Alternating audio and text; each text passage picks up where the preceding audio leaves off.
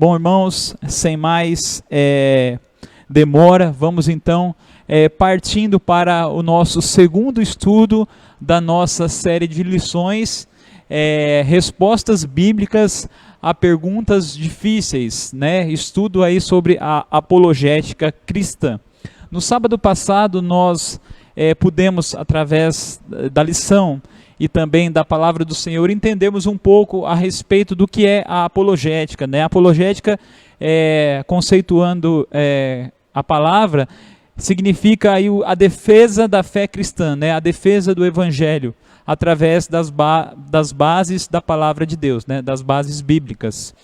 E nessa defesa do evangelho, nós temos aí algumas situações que, por vezes, vêm tentar desestabilizar ou distorcer a palavra de Deus, e essas situações são aí transformadas, por vezes, em alguns tipos de movimentos que a lição de hoje, né, do dia 10 de outubro do ano de 2020, vem nos chamar aí de seitas e também de heresia.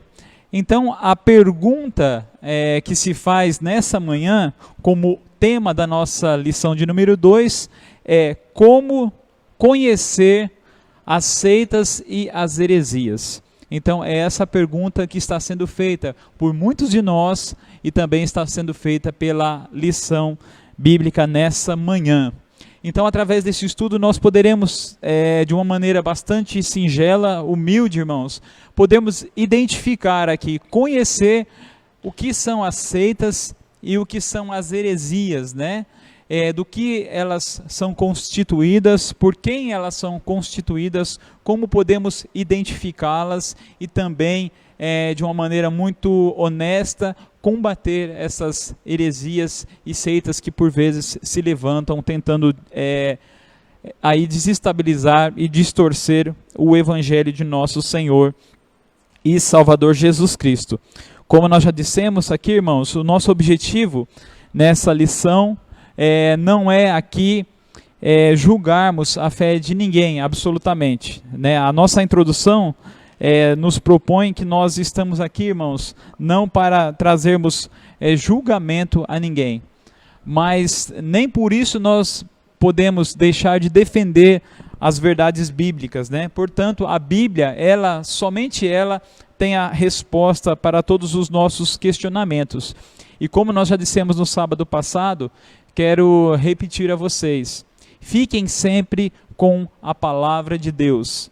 Nós dissemos aqui no sábado passado o exemplo dos bereanos, né? Dos nossos irmãos de Bereia, quando Paulo e Silas foram pregar a eles, quando estavam na sinagoga dos judeus, pregando o evangelho de Jesus Cristo, pregando o Cristo crucificado, aqueles irmãos muito cuidadosos conferiam nas escrituras sagradas se aquilo que Paulo e Silas pregava estava em conformidade com a palavra de Deus. Está registrada este evento em Atos, no capítulo 17, os versículos 10 e 11, e aproveitando esse gancho, quero te convidar, se você não tem a lição bíblica, pegue aí um caderninho, uma folha de papel, uma caneta, e peço que você anote os textos bíblicos que estarão sendo citados, para que você com mais tempo possa estar aí realmente fazendo assim como os bereanos, conferindo se aquilo que está sendo dito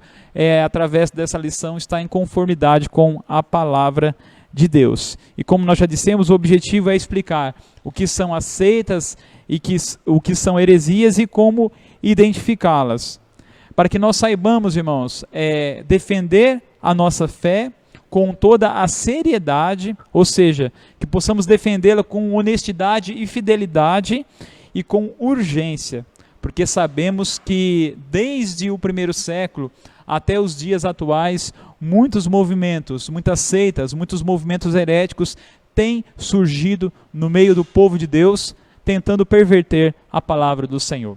O texto básico da nossa lição dessa manhã está registrada em 2 João, no capítulo 1 e o versículo 9, que diz assim: o apóstolo João, na sua segunda carta, disse assim aos seus ouvintes, a cada um de nós: todo aquele que não permanece no ensino de Cristo aqui nós estamos grifando o não, né? Todo aquele que não permanece no ensino de Cristo, mas vai além dele, não tem Deus. Quem permanece no ensino, ou seja, no ensino de Cristo, tem o Pai e também o Filho. Então nós estamos vendo aqui, irmãos, eu gostaria de destacar para vocês algumas palavras aqui. Todo aquele que não, todo aquele que vai além, né? Todo aquele que permanece. Então vemos aqui que aqueles que não permanecem nos ensinamentos do Senhor Jesus Cristo, ou seja, tudo aquilo que ele veio propagar, que ele veio ensinar aos apóstolos, aos discípulos, e a nós hoje, através da sua palavra, não tem ao Senhor Jesus Cristo. Ou seja, aqueles que negam a Jesus, que negam a sua obra e negam a sua palavra, se fazem anticristãos, se fazem aí oponentes à palavra de Deus. Mas aquele que permanece, aquele que aceita, aquele que recebe o ensino do Senhor Jesus Cristo, tem não somente o Pai, mas também o Filho, ou seja, conhecem, pertencem, convivem, estão em comunhão plena com Deus, com o Filho e com o Espírito Santo. Como nós já dissemos, todas as pessoas, irmãos, têm o direito de escolher e professar a sua crença e ou religião.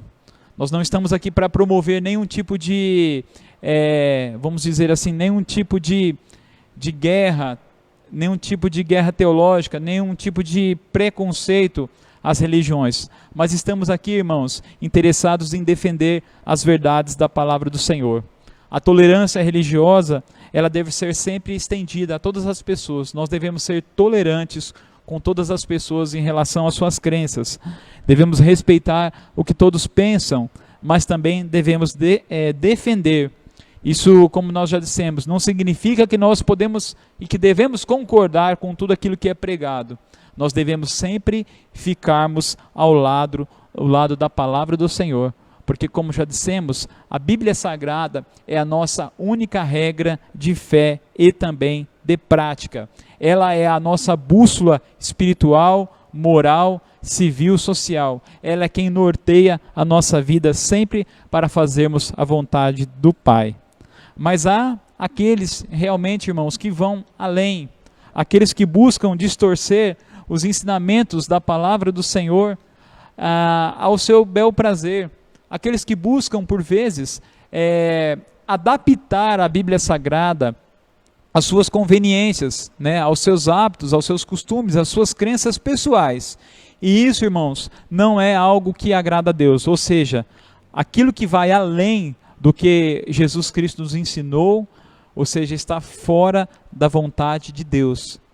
O apóstolo João aqui é bem taxativo na sua segunda carta, no capítulo que nós acabamos de ler, no capítulo 1 e o versículo 9, que aqueles que vão além do evangelho que for ensinado por Jesus Cristo não têm o Filho, consequentemente não têm o Pai também.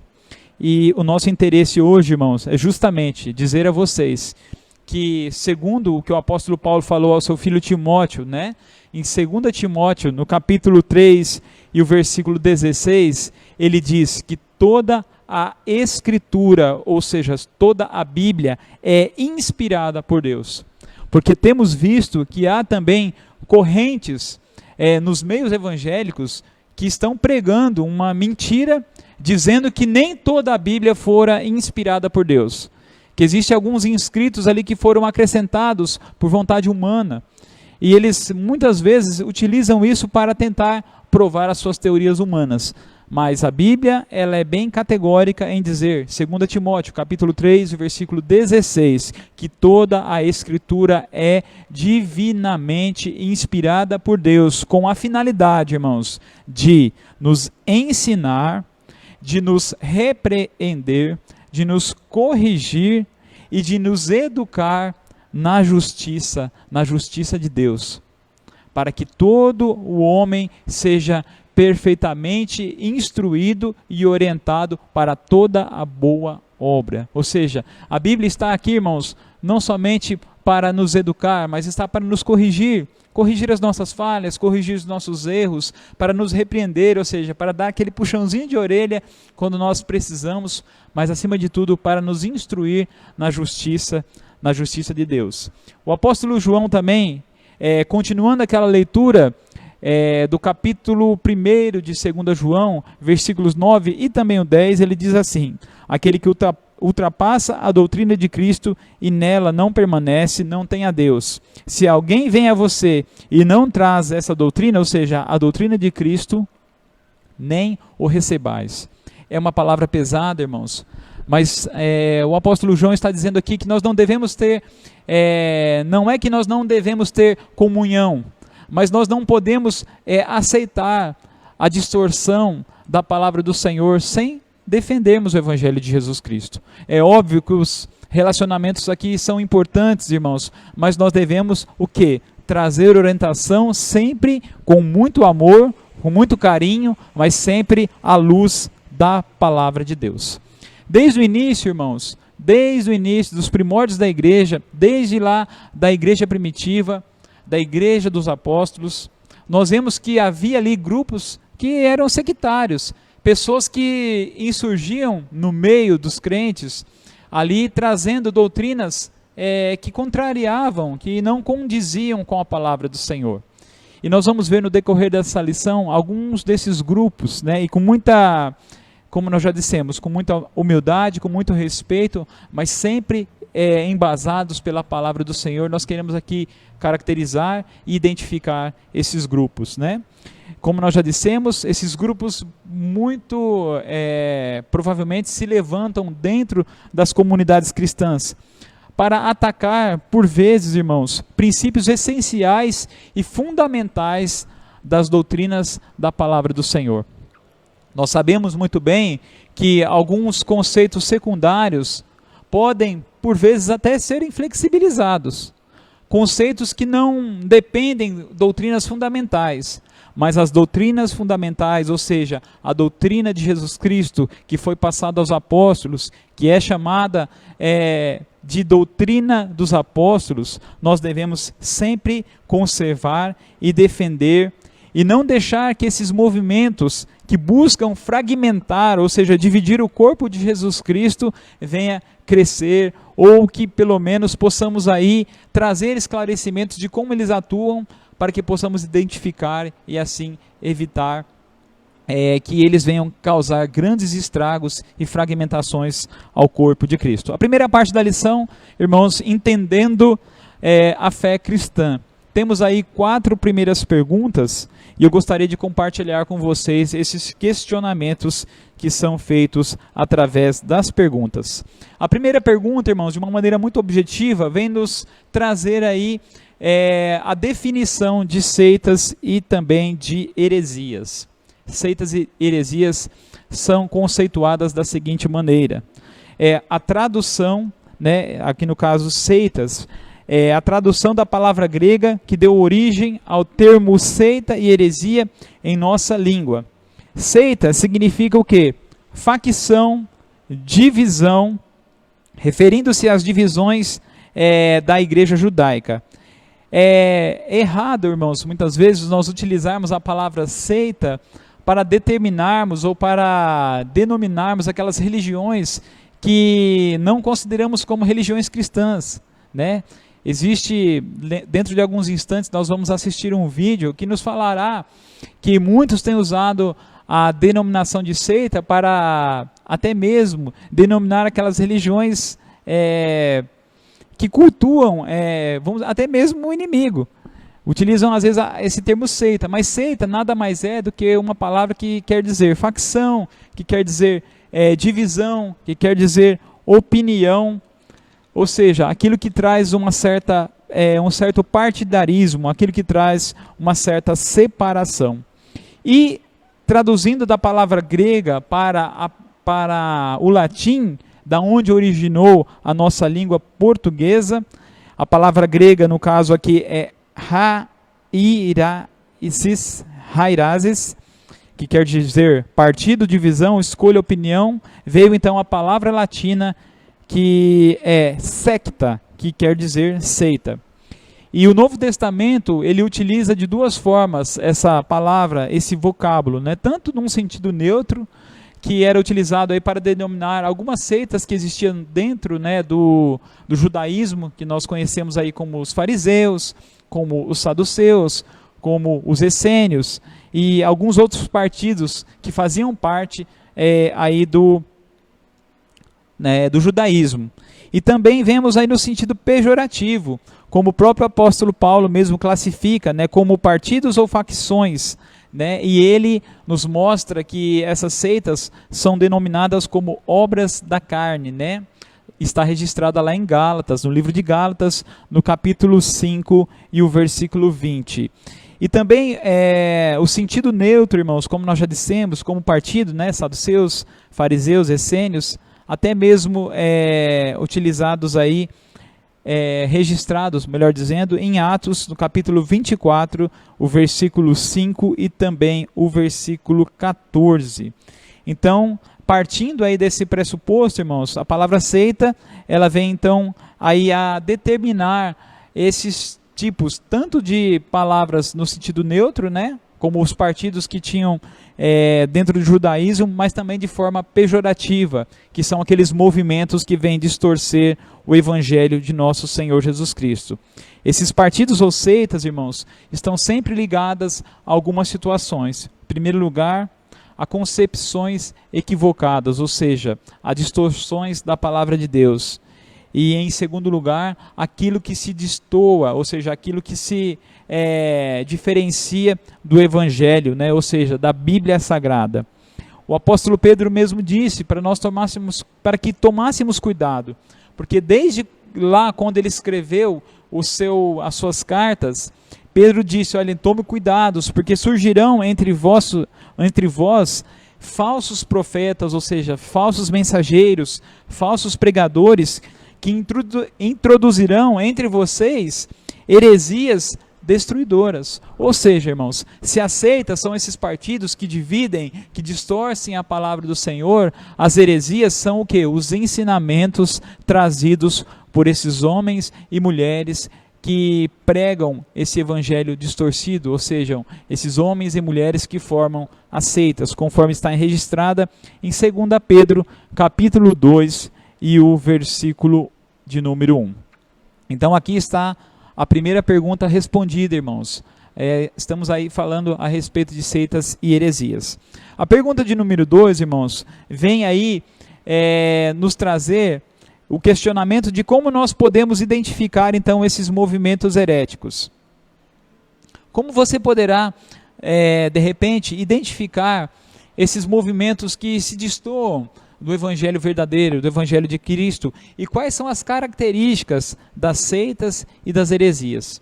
Porque por vezes nós podemos estar sendo envolvidos por alguma doutrina herética, podemos estar sendo envolvidos por pessoas que com esses pensamentos estão tentando introduzir ou dividir o corpo de Cristo e sermos pegos de surpresa. Então é necessário que identifiquemos e conhecemos aí as características. As características das seitas e das heresias, irmãos, são movimentos que distorcem questões centrais do Evangelho de Jesus Cristo.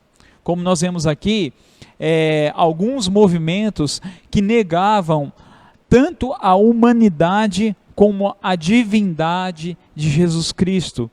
Nós vemos aqui o apóstolo João falando aí na sua segunda carta, né? 2 João, capítulo 1, versículos 9 e 10. Eles aqui mostrando-nos que aquelas pessoas que distorcem a palavra do Senhor não têm a Jesus Cristo. Pessoas que estavam negando, por vezes, tanto a humanidade como a divindade de nosso Senhor Jesus Cristo. Então essa é a primeira característica. Segunda característica de seitas e também de heresias, elas modificam a fé que de uma vez por toda foi entregue aos santos. E esse texto muito conhecido já foi usado na lição anterior, na lição de número 1. Aqui o escritor, né, Judas, o apóstolo Judas, no seu livro Judas, capítulo 1, versículos 3 e 4, ele diz que nós somos conclamados, irmãos, ou seja, nós somos recrutados por Deus a batalharmos em defesa da fé que de uma vez por toda foi entregue aos santos. E como nós já estudamos na lição passada, a fé que foi entregue de uma vez por todas aos santos foi aquilo que foi ensinado por Jesus Cristo. Então, as seitas e heresias modificam o evangelho de Jesus. Em terceira característica, pervertem e pregam um outro evangelho. O apóstolo Paulo, falando aos Gálatas, capítulo 1, versos 6 e 7, que nem que se um anjo descesse do céu, trazendo um outro evangelho, nós deveríamos aceitar. Ou seja, irmãos, aqui realmente é algo muito importante, é algo muito de grande responsabilidade. Nós vemos que o evangelho foi entregue de uma vez por todas, e nem que se um anjo viesse do céu, como nós conhecemos aí, irmãos, e vamos conhecer, que surgiram movimentos, e eles existem nos dias atuais, que distorcem o evangelho de Jesus Cristo, porque o seu fundador supostamente diz que recebeu uma mensagem de um anjo do céu, ou porque teve um sonho, e com isso ele então começou aí um movimento herético, uma seita. Mas vamos deixar isso mais para frente. E como nós podemos identificá-las, né, respondendo aí a segunda parte da nossa pergunta de número 2, através, irmãos, do estudo de um método muito utilizado por alguns institutos aí, de pesquisas teológicas, que usam um exemplo muito interessante das 4 operações matemáticas que nós conhecemos, como a adição, a subtração, multiplicação e a divisão. É claro que isso é apenas uma maneira de nós podermos aí sistematizar, vamos dizer assim, essas características, né? Então, seitas e heresias, irmãos, eles sempre adicionam, ou eles subtraem, ou eles multiplicam, ou eles dividem, né, os ensinamentos que foram dados de uma vez por todas aos santos, ou seja, os ensinamentos que foram dados por Jesus. Na questão aí das características de adição, as seitas e heresias adicionam sempre algo à Bíblia. Ou seja, irmãos, eles não aceitam a Bíblia, apenas a palavra de Deus, como a única regra de fé e prática. Eles sentem a necessidade de acrescentar algo mais. Ou seja, dessa maneira, acabam desvalorizando a palavra de Deus, acabam descredibilizando a palavra de Deus, acabam colocando a Bíblia Sagrada em segundo plano. E Jesus Cristo mesmo disse, irmãos, no seu Sermão do Monte, Mateus capítulo 5 e o versículo 17 a 22, que nós não devemos, irmãos, acrescentar nada à Bíblia, nada ao Evangelho, e também nem retirar, que não seja acrescentado nenhum J e nenhum tio, porque tudo passa, irmãos, mas a palavra do Senhor, ela permanece para sempre. Ou seja, nós não podemos acrescentar absolutamente nada à palavra do Senhor. E também, como nós já dissemos, não podemos subtrair, irmãos. Não podemos fazer uma subtração, ou seja, uma retirada. Eles retiram, eles subtraem, ou seja, diminuem ou tiram algo, não somente da palavra de Deus, mas também da pessoa de Jesus Cristo. Nós vemos aqui, logo mais atrás, no início da lição, que muitos deles negavam a humanidade e a divindade de Jesus Cristo. E sabemos que, segundo a palavra de Deus, irmãos, Jesus Cristo, ele foi 100% homem e ele foi 100% Deus. Ele é 100% Deus, ou seja, ele é uma pessoa da Trindade, ele é uma pessoa maravilhosa, bendita da Trindade divina. Ele é Deus e também foi 100% homem, conforme está registrada no Evangelho de João, capítulo 1 e o versículo 1. No princípio era o Verbo estava com Deus, o Verbo é Deus. Quem é o Verbo? Jesus Cristo, ele é Deus. E também está registrada na epístola de Paulo a Tito, no capítulo 2, o versículo 13. E nos mostra também que ele é 100% homem, conforme Paulo falou aos Filipenses, capítulo 2, versículos 5 até o versículo 11, e também falando a Timóteo, 1 Timóteo, capítulo 2 e o versículo 5. E vemos aqui a multiplicação, irmãos, que é a terceira característica que é utilizada pelas seitas e pelos movimentos heréticos. Ensinam que Jesus é importante, mas não é tudo. Realmente é muito triste, irmãos. É muito triste. Eles até admitem que Jesus foi um ser importante, que foi uma pessoa que realmente teve uma obra muito bonita, muito maravilhosa, mas eles não acreditam todo o valor ou importância a Jesus Cristo. Então eles ensinam que Jesus é importante, mas não é tudo. Multiplicam as formas pelas quais as pessoas são salvas. Os movimentos heréticos, irmãos, não acreditam piamente que somos salvos através da graça de nosso Senhor Jesus Cristo. E que isso não vem de nós, mas é dom de Deus. E o apóstolo Paulo, irmãos, escrevendo aos Efésios, um texto clássico, que nos fala da doutrina da salvação, Efésios capítulo 2, versículos 8 a 10, que a salvação é unicamente pela graça, mediante a fé em Jesus Cristo. E nada além, irmãos, e nada mais. E as obras, irmãos, a nossa obediência são praticadas como resultado dessa salvação. Nós não podemos dizer, irmãos, que somos salvos pela graça e pelas nossas obras. Não, somos salvos unicamente pela graça de nosso Senhor Jesus Cristo mediante a fé. Mas essa salvação que nos alcançou nos leva a obedecermos, irmãos, a palavra do Senhor. Se nós, que somos filhos e amamos o nosso Pai, entendemos que Ele é o nosso provedor, o nosso sustentador, obviamente, irmãos, que nós obedecemos, que fazemos a vontade dos nossos pais terrenos, quanto mais do Pai Celestial. Se fomos salvos por Jesus Cristo, irmãos, somos levados a obedecer, somos levados a sempre ouvirmos e colocarmos em práticas as suas palavras, conforme, repetindo, Efésios 2, capítulo 2, versos 8 a 10. E outra característica, a quarta e última característica desses movimentos heréticos, irmãos, que eles dividem a fidelidade entre Deus e a organização. Ou seja, eles pregam, irmãos, que nós devemos ter fidelidade a Deus, mas também à organização. Muitos deles chegam ao cúmulo, irmãos, de dizer que se nós não prestarmos a devida obediência à organização, poderemos até mesmo perder a nossa salvação. Desobedecer à organização é o mesmo que desobedecer a Deus, eles pregam isso. Então começam aí a cativar as pessoas. Olha, se você desobedecer às normas, às tradições da igreja, você perderá a sua salvação. A salvação, irmãos, não está no poder de uma instituição religiosa, em maneira nenhuma. A salvação, ela está no poder de Jesus Cristo, do seu sacrifício na cruz do Calvário, através da sua graça bendita e maravilhosa. Não está na organização pura e simplesmente, conforme está registrada no livro de Atos. Você pode conferir, irmãos. Atos, capítulo 4, o versículo 12. Não há um outro nome dado entre os homens que possa nos salvar, apenas o nome de nosso Senhor Jesus Cristo. Romanos capítulo 10, versículos 9 e 10 também nos fala a respeito da salvação em Cristo, e também Paulo falando aos Coríntios, em primeira carta aos Coríntios, capítulo 3 e o versículo 11. Então nós vemos, irmãos, que esses movimentos não são de agora, embora eles persistam até hoje, mas se iniciaram desde os primórdios da igreja primitiva. E assim nos diz a pergunta de número 3.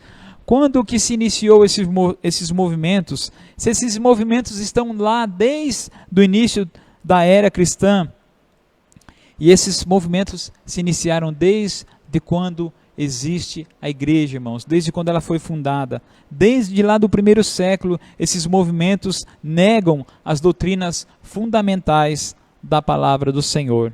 Então nós vemos aqui, queríamos citar algum desses movimentos que lá no passado, eles tentaram perverter e desde lá pervertem as verdadeiras doutrinas da palavra do Senhor. Já desde o primeiro século, irmãos, lá no período dos apóstolos, movimentos que se afastaram do verdadeiro e genuíno Evangelho de nosso Senhor e Salvador Jesus Cristo. E os apóstolos foram enfáticos em defenderem, em realmente fazerem essa apologética do Evangelho de nosso Senhor Jesus Cristo. Um dos movimentos é conhecido como o movimento judaizante. E por mais interessante que seja, irmãos, esse movimento tem se apresentado nos dias atuais. Igrejas, instituições religiosas que têm trazido de volta alguns costumes, algumas, vamos dizer assim, ordenanças da lei cerimonial, ou seja, das leis de cerimônias que eram utilizadas pelos judeus, e hoje eles têm trazido isso também de uma maneira a atrelar a salvação da minha vida, da tua vida, através dessas obras da lei. O movimento judaizante do primeiro século, irmãos, afirmava que a salvação não era apenas pela graça, pela obra de Jesus Cristo, mas também exigia algumas práticas da lei mosaica, ou seja, da lei cerimonial. Eles acreditavam que a salvação também era através da circuncisão. A circuncisão, para aqueles que não conhecem, era, vamos dizer assim, uma ordenança, era uma cerimônia realizada que diferenciava, que distinguia o judeu do gentil. Era uma marca na carne que diferenciava aquele que era considerado como povo de Deus e aquele que era considerado como não povo de Deus. E o apóstolo Paulo e os discípulos todos rechaçaram, vamos dizer assim, essa crença. Está registrada em Atos, no capítulo 15 e o versículo de número 1. Foi duramente, a circuncisão foi duramente criticada, principalmente pelo apóstolo Paulo. O apóstolo Paulo realmente criticou de maneira dura, disse: ó insensatos Gálatas, quem vos convenceu, quem vos fascinou para que vocês pudessem voltar aos antigos rudimentos, ou seja, aos ensinamentos da lei cerimonial. Está registrada em Gálatas, no capítulo 1 e o versículo 9. Haja visto que diante dessas situações, eles realizaram um concílio que foi considerado como o primeiro concílio lá em Jerusalém, que foi predizido pelo apóstolo Tiago. E nós vemos aqui que eles trataram a respeito desse ponto, a respeito da circuncisão. Está registrado em Atos, no capítulo 15, versículos 6 e o versículo 11. Outro movimento realmente herético e que causou realmente grandes transtornos ao verdadeiro evangelho e aos cristãos do primeiro século era chamado de gnosticismo. O gnosticismo tinha como ensino central que o homem ele era um espírito encarcerado, ou seja, preso em um corpo material e mau. Eles negavam a encarnação de Jesus Cristo. Por conta disso, como eles acreditavam que o ser humano simplesmente era um espírito encarcerado em um corpo, ou seja, uma matéria, eles negavam a humanidade, ou seja, a encarnação de Jesus Cristo. E nós vemos aqui os discípulos e os apóstolos combatendo essa doutrina errônea. 1 de João, capítulo 2, e o versículos 18 até o versículo 29 nos mostra essa defesa. Em 1 João, capítulo 4, versos 1 até o versículo 3. E assim temos outras tantas heresias, irmãos. São várias, que não é possível nós citarmos aqui todas. Teríamos que ter aqui tempo para fazer um estudo aprofundado a respeito delas, mas apenas queremos citar algumas. E mais uma, que é utilizada até hoje em uma suposta religião ou movimento religioso dos dias atuais, que é o arianismo, que foi fundada por Ário. Ário era um presbítero da igreja, né, em Alexandria, que viveu entre os anos de 256 até o ano 336 depois de Cristo. Ele pregava que Jesus Cristo não era Deus, ou seja, negava a divindade de Jesus Cristo, que Cristo era apenas uma criatura, ou seja, ele quis comparar Jesus apenas como uma pessoa que fora criada por Deus. Negava então a divindade do nosso Senhor Jesus Cristo e negava também a divindade do Espírito Santo. Não acreditavam que o Espírito Santo é uma pessoa da Trindade divina. E nós vamos aí para a quarta e última pergunta, irmãos. Então aí fazendo o complemento da terceira, vendo se esses movimentos heréticos ainda existem nos dias atuais. Nós temos alguns movimentos heréticos aqui, nós não vamos aqui citar os seus nomes propriamente ditos, mas vamos dar as características para que você possa identificar quando assim for confrontado com esses movimentos, com essas organizações religiosas. E temos aqui 4 exemplos, irmãos.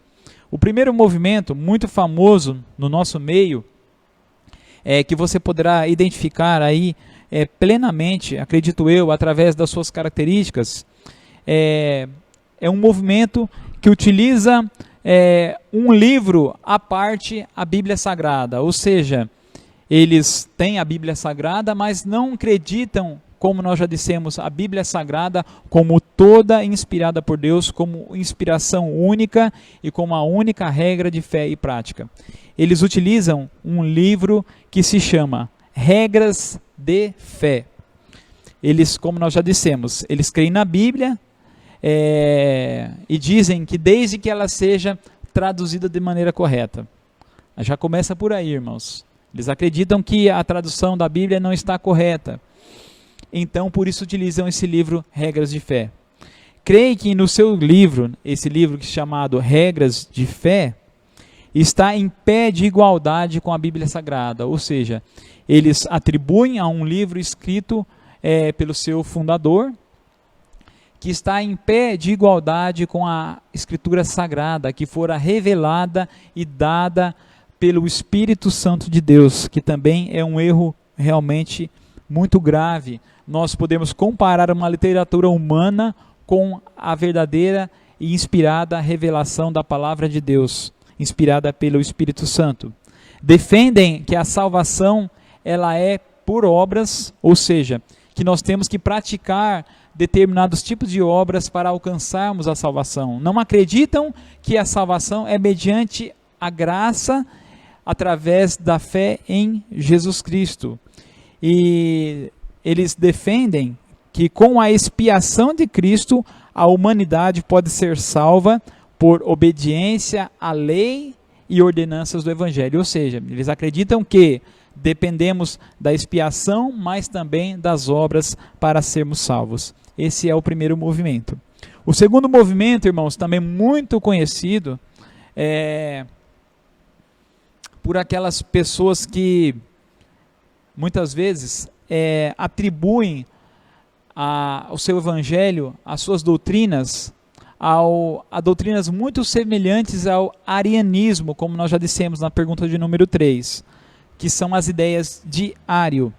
Em primeiro lugar, eles não creem na Trindade divina, ou seja, não creem na pessoa do Pai, do Filho e do Espírito Santo. Não creem na triunidade divina. Eles consideram Jesus apenas como um Deus, mas ali vamos dizer assim, com letra minúscula. Não conferem a Jesus Cristo divindade e nem a pessoalidade divina de Jesus, como segunda pessoa da Trindade. Eles consideram Jesus apenas como um homem importante, que realizou uma obra importante. Não acreditam na crucificação, ou seja, não acreditam no sacrifício de Jesus Cristo na cruz do Calvário. Dizem apenas que Jesus foi pregado numa estaca. Não acreditam que Jesus fora crucificado. Eles acreditam que Jesus apenas ocupa uma posição elevada entre as criaturas, ou seja, comparado apenas como um homem importante e elevado das demais criaturas.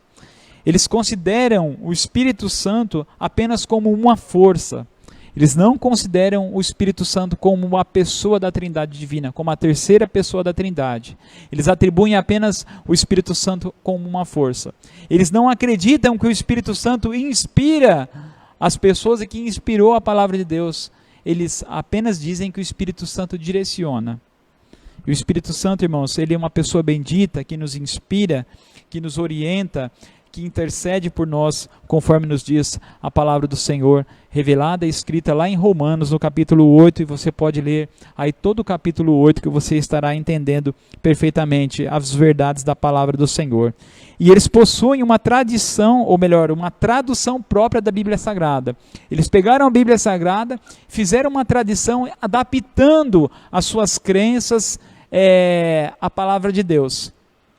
Aquilo que eles entendem como verdade, fizeram uma tradição um tanto quanto tendenciosa às suas crenças e às suas verdades.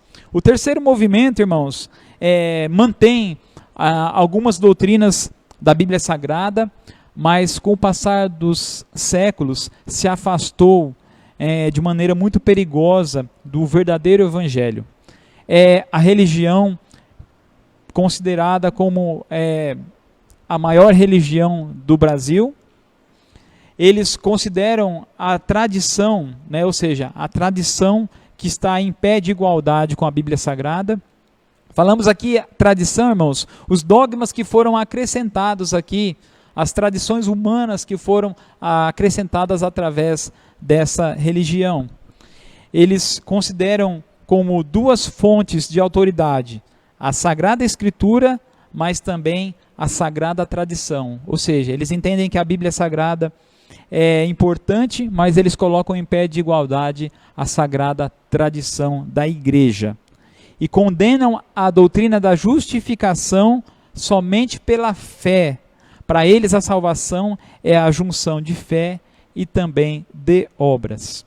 E em quarto lugar, irmãos, aí o quarto movimento utiliza escritos aí de uma senhora que é considerada como uma profetisa, e eles colocam os escritos dessa senhora em pé de igualdade com a Bíblia Sagrada, considerando ela como detentora do dom profético. Afirmam ser esses escritos divinamente inspiradas, praticamente ao pé da Escritura Sagrada. Eles afirmam que Jesus Cristo está trabalhando num santuário celestial, desde a data do dia 22 de outubro de 1844, e Jesus então, eles afirmam que Jesus nessa data passou do santo para o santo dos santos lá no céu, no santuário celestial, e que até hoje Jesus está aí trabalhando para o benefício, ou seja, para que os benefícios do seu sacrifício expiatório sejam possíveis aos crentes. E aí nós vemos aqui, irmãos, uma perigosa doutrina, uma doutrina realmente um tanto quanto controversa. Eles deixam a entender que o sacrifício de Jesus Cristo não foi suficiente na cruz do Calvário, e que Jesus Cristo teve que fazer algo mais. E a Bíblia Sagrada não nos mostra isso, irmãos. A Bíblia, você pode ler, está registrada em Hebreus, capítulo 9, e o versículo 28. Esse texto, especialmente, eu gostaria de ler com vocês, irmãos. Abra suas Bíblias em Hebreus, no capítulo de número 9, versículo 28.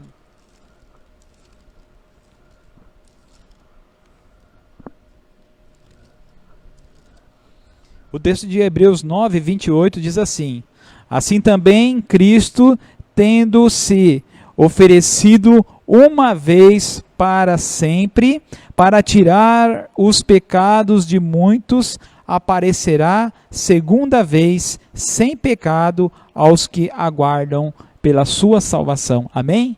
Jesus Cristo, irmãos, fez o sacrifício de uma vez por todas, o sacrifício suficiente para nos trazer salvação. Ele não precisa estar ali fazendo mais nada nesse suposto santuário celestial. Jesus Cristo, de uma vez por todas, ele fez a obra salvífica por mim e por você. E nós que fomos alcançados pelo seu evangelho, aguardamos o Senhor Jesus Cristo a rasgar os céus e vir pela segunda vez buscar os salvos e os seus escolhidos. E assim nós terminamos a nossa primeira parte.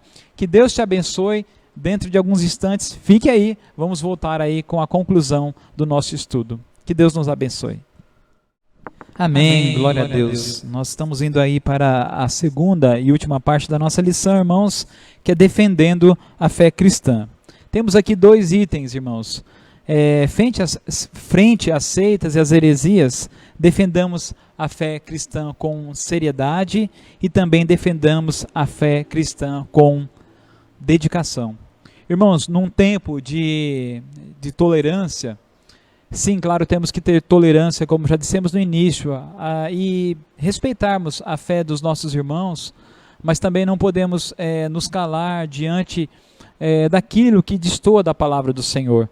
A tolerância, irmãos, ela deve ser praticada, mas devemos então buscar nos adequar sempre à palavra do Senhor. É como já disse a vocês, irmãos, fiquemos sempre com a palavra de Deus.